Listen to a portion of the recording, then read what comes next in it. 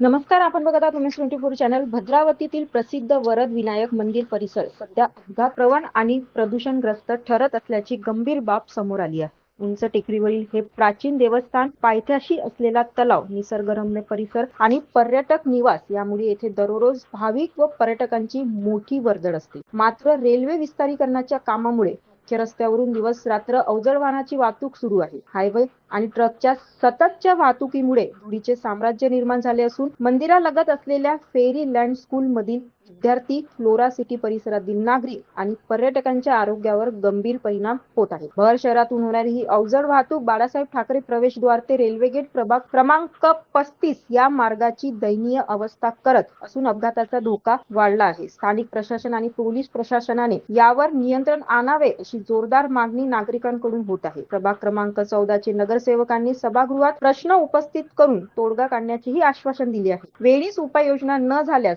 जन आंदोलनाचा इशाराही नागरिकांनी केला आहे. भद्रावती प्रतिनिधी राजेश एशेकर सोबत बघत रहा उमेश 24 चॅनल. धन्यवाद.